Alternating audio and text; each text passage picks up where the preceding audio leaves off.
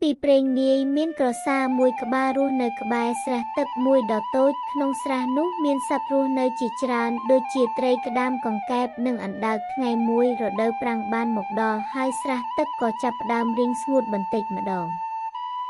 ក្រសានេះមានល្បិចកកាច់សាហាវវាតែងតែប្រើប្រាជ្ញារបស់វាដើម្បីបោកបញ្ឆោតសត្វទេឲ្យធ្វើជាអាហាររបស់វាពេលឃើញស្រះរីងក្រសាក៏គិតក្នុងចិត្តថាបើអស់ឥឡូវនេះជាឱកាសល្អបំផុតហើយដែលអញអាចស៊ីសត្វទាំងអស់ក្នុងស្រះនេះបានក្រសាក៏ដើរមកក្បែរមាត់ស្រះហើយធ្វើពុតជាយំសោកទាំងទឹកភ្នែកពេលនោះក្តាមមួយក្បាលដែលឆ្លាតវៃបានលូនចេញមកសួរថាណែបងក្រសាម៉េចបានជាបងយំសោកដូច្នោះក្រសាឆ្លើយដោយសំឡេងញ័រថាអូ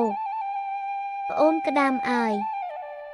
បងយំសោកព្រោះតែអាណិតជីវិតពួកឯងទាំងអស់គ្នានេះឯងបងទើបតែឃើញហោរាម្នាក់ទីថាស្រះទឹកនេះនឹងរីងស្ងួតអស់ក្នុងពេលប៉ុន្មានថ្ងៃខាងមុខនេះហើយបងខ្លាចពួកឯងស្លាប់អស់គ្មានទឹកនៅ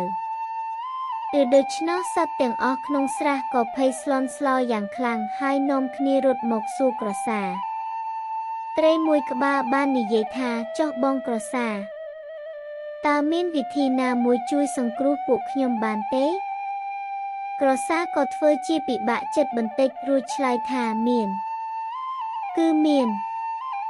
បងស្គាល់បឹងធំមួយដែលមានទឹកថ្លាត្រជាក់ហើយមិនចេះរីងស្ងួតតតែសោះបើពួកឯងទុកចិត្តបងនឹងជួយចំពោះដឹកនាំពួកឯងទៅទម្លាក់ក្នុងបឹងនោះឲ្យរស់រានមានជីវិត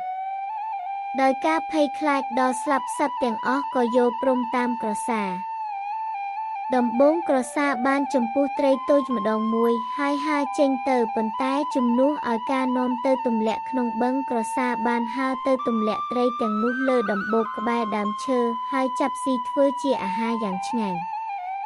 ក្រោយមកក្តាមក៏និយាយទៅកាន់ក្រសាថាបងក្រសាឥឡូវដល់វេនខ្ញុំហើយសូមបងជួយដឹកខ្ញុំទៅបឹងនោះផងក្រសាសប្បាយចិត្តជាខ្លាំងដែលក្តាមមិនបានដឹងល្បិចរបស់វាហើយក៏យល់ព្រមតែមុននឹងហើរទៅក្តាមបាននិយាយទៅកាន់ក្រសាថាបងបើបងចំពោះខ្ញុំដូចត្រីខ្ញុំខ្លាចធ្លាក់ណាស់ព្រោះខ្លួនខ្ញុំធ្ងន់ហើយផ្លូវក៏ឆ្ងាយដែរសូមបងអនុញ្ញាតឲ្យខ្ញុំខ្ទាស់មាត់បងវិញទៅដើម្បីឲ្យខ្ញុំមានសុវត្ថិភាព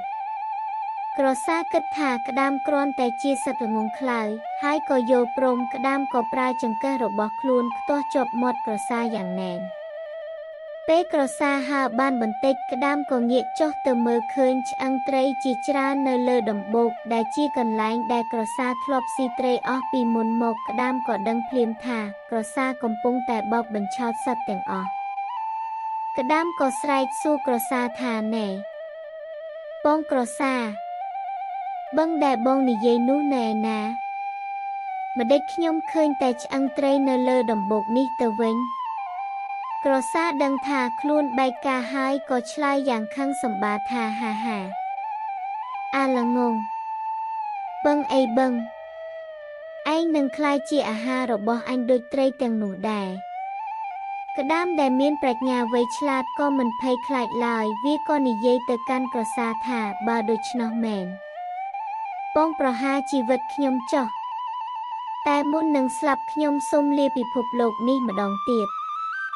និយាយចប់ក្តាមក៏ប្រើចង្កឹះរបស់ខ្លួនច្របាច់បំពង់ក្រសាយ៉ាងខ្លាំងរហូតដល់ក្រសាដាច់ខ្យល់ស្លាប់ហើយធ្លាក់ចុះដល់ដីក្តាមក៏លូនត្រឡប់ទៅស្រះវិញហើយប្រាប់រឿងរ៉ាវពិតទៅកាន់សត្វទេទៀតដែលនៅសេសសល់សត្វទាំងអស់ក៏បានរួចជីវិតដោយសារប្រាជ្ញានិងភាពក្លាហានរបស់ក្តាម